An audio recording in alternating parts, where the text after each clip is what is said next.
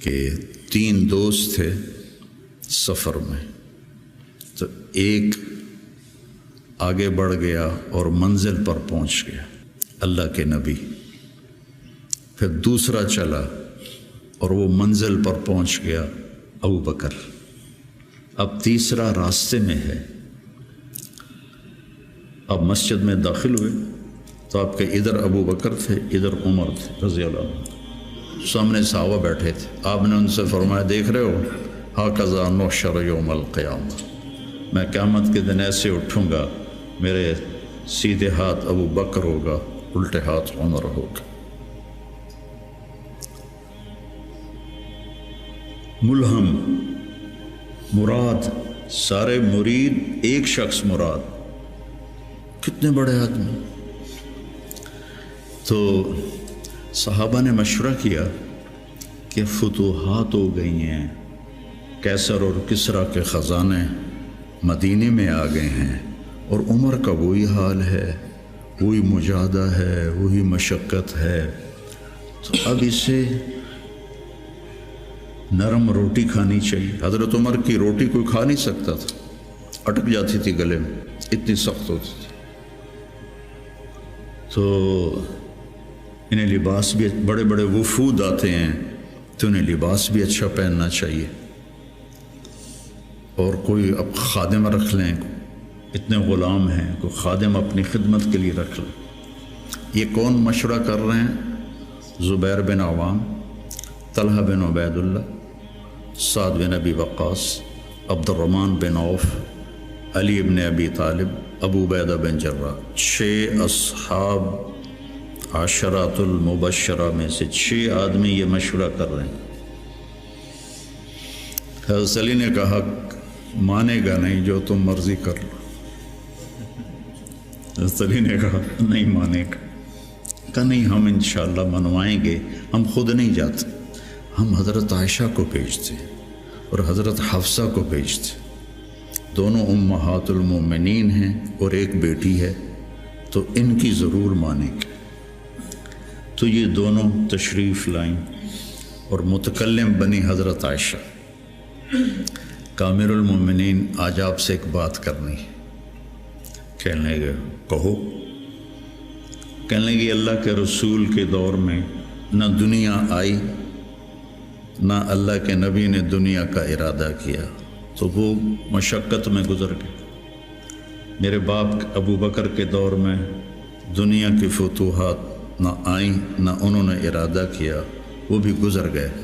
اب اللہ نے آپ کے لیے دنیا مسخر کر دی ہے، اور لہر بہر ہے، اور آپ کا وہی حال ہے، آپ کچھ نرمی کریں۔ وہ جو پچھلی باتیں انہوں نے کہیں، غلام رکھیں، اچھے کپڑے پہنیں، بڑے بڑے وفد آتے ہیں، نرم کھانا کھائیں، نرم بستر استعمال کریں۔ اور عمر کا رنگ بدلنا شروع ہو گیا۔ تو حضرت حفصہ دیکھ رہی تھے، بے ابا گیا چھت نال، تو جب حضرت عائشہ خاموش ہوئی تو کہنے لگے، یہ بتاؤ تمہیں یہ کس نے بھیجا ہے؟ تو کہنے لگی، پہلے کوئی ہاں نہ کرو تو پھر ہم بتائیں گے۔ کہنے لگے، اگر مجھے پتہ چل جائے نا کہ تمہیں کس نے بھیجا تو میں مار مار مار کے ان کے چہرے لہو لہان کر دوں۔ پھر فرمانے لگے، حفصہ تو گھر والی ہے نا، یہ بتا، کبھی اللہ کے نبی نے 2 ٹائم کھانا کھایا؟ زندگی میں کبھی 2 وقت کھانا کھایا؟ وہ کہنے لگی نہیں۔ فرمانے لگے، صبح کھاتے تھے تو شام نہیں کھاتے تھے، شام کو کھاتے تھے تو صبح نہیں کھاتے تھے، کہ جی اللہم نعم۔ ایک دفعہ تو نے ایک چھوٹے سے میز پر کھانا رکھ کے دیا تھا، تمہیں یاد ہے؟ تو اللہ کے نبی نے اٹھا کے زمین پہ رکھ لیا تھا اور کہا تھا، آکل کما یاکل العبد، کہ جی اللہم نعم۔ تمہیں یاد ہے اللہ کے نبی کا ایک ہی جوڑا ہوتا تھا، اور اسے وہ خود دھوتے تھے، اور بعض اوقات وہ خشک نہیں ہوتا تھا، اور بلال آ جاتے، یا رسول اللہ الصلاۃ، تو آپ کہتے ابھی میرے کپڑے خشک نہیں ہوئے، یہاں تک کہ نماز تاخیر ہو جاتی تھی اور آپ وہ خشک ہو کر اس کو پہن کے جا کے نماز پڑھاتے تھے۔ اور یہ بھی تمہیں یاد ہو، وہ کہنے لگی اللہم نعم، کہ یہ بھی تمہیں یاد ہوگا کہ ایک دن وہ جوڑا بھی نہیں تھا تو آپ نے پڑوسن سے چادر مانگی تھی جس کو لپیٹ کر جا کے نماز پڑھائی تھی، یاد ہے؟ کہنے لگی اللہم نعم۔ کہا نبی کا بستر کیسا تھا تیرے گھر میں؟ کہا ایک ٹاٹ تھا، اس کو میں دوہرا کر کے بچھا دیتی تھی رات کو۔ تو حضرت عمر کہنے لگے ایک رات تو نے اس کی 4 تہیں لگا دی، تو صبح اللہ کے نبی نے کہا حفصہ میرا بستر تبدیل کر دیا ہے؟ کہ نہیں یا رسول اللہ وہی ہے، بس 2 کی 4 تہ لگا دی۔ کہا اس کو دوبارہ ویسے ہی کر دے، مجھے رات کو اٹھنے میں مشکل پیش آئی اس کی نرمی کی وجہ سے، یاد ہے؟ کہنے لگی اللہم نعم۔ تو فرمایا اللہ کے نبی نے کبھی 2 سالن کٹھے کھائے؟ اللہ کے نبی نے کبھی 2 سالن کٹھے کھائے؟ کہنے لگی نہیں، کوئی نہیں کھائے۔ تو حضرت عمر رونے لگے، فرمایا کہ جنہوں نے تمہیں بھیجا ہے نا انہیں جا کر کہو کہ 3 دوست تھے سفر میں، تو ایک آگے بڑھ گیا اور منزل پر پہنچ گیا اللہ کے نبی، پھر دوسرا چلا اور وہ منزل پر پہنچ گیا ابو بکر، اب تیسرا راستے میں ہے، ان کے راستے پر رہے گا تو پہنچے گا ورنہ بھٹک جائے گا۔ والذی نفسی بیدہ، اس رب کی قسم جس کے قبضے میں میری جان ہے، میں اپنے آپ کو اسی حال پہ رکھوں گا حتی تلحق روحی باللہ، یہاں تک کہ میں اپنے رب کے ساتھ جا کے مل جاؤں۔ جن کو اپنی ذات کی طرف نبی کی محنت متوجہ کرتی، تحریکیں اوروں کی طرف متوجہ کرتی، اور انبیاء کی محنت یا قوم اعبدوا اللہ ما لکم من الہ غیر، یا قوم انی لکم نذیر مبین ان اعبدوا اللہ واتقوہ واطیعون انی لکم نذیر مبین انی لکم ناصح امین۔ اور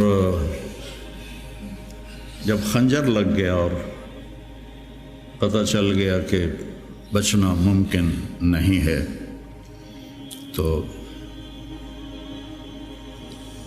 اپنے بیٹے کو بلایا عبداللہ بن عمر، فرمانے لگے جاؤ عائشہ کے پاس اور ان سے کہو کہ عمر اپنے ساتھیوں کے ساتھ دفن کی اجازت چاہتا ہے، اور امیر المومنین نہ کہنا، عمر کہنا، چونکہ اب میں امیر المومنین نہیں ہوں۔ اگر وہ اجازت دیں تو مجھے وہاں دفن کر دینا، ورنہ مجھے عام قبرستان میں لے جا۔ عبداللہ بن عمر رضی اللہ تعالیٰ عنہ تشریف لے گئے، تو عائشہ رضی اللہ عنہ بیٹھی رو رہی تھی، تو انہوں نے عرض کی اماں جان میرا باپ عمر بن خطاب اپنے ساتھیوں کا قرب چاہتا ہے۔ تو حضرت عائشہ رضی اللہ عنہ نے روتے ہوئے کہا یہ جگہ تو میں نے اپنے لیے رکھی تھی، لیکن اگر عمر طلبگار ہے تو مرحبا بعمر۔ واپس آئے، کہا ابا جان ابشر قد اذنت، اجازت ہو گئی۔ کہ بیٹا ممکن ہے میرے شرم میں کہا ہو، جب میں مر جاؤں پھر دوبارہ میرا جنازہ لے جانا اور باہر رکھ دینا، اور پھر ایک دفعہ دوبارہ پوچھنا، اگر اس وقت اجازت ملے پھر مجھے اندر لے جانا۔ اس دن میں حضرت علی آئے تو بڑے گھبرائے ہوئے تھے، تو حضرت علی نے پوچھا اتخاف من الموت؟ کہا نہیں، الذی بعد الموت، الذی بعد الموت، جس ہستی نے 22 لاکھ مربع میل میں اسلام پھیلایا، تو کہنے لگے ڈرو نہیں۔ میں نے کئی دفعہ سنا کہ اللہ کے نبی نے کہا خرجت انا و ابو بکر و عمر، دخلت انا و ابو بکر و عمر، جیت انا و ابو بکر و عمر و سیدہ کہول اہل الجنہ ابو بکر و عمر۔ کہ میں نے کئی دفعہ سنا، حضرت حسن بھی ساتھ۔ تو کہنے لگے قیامت کے دن گواہی دو گے میری؟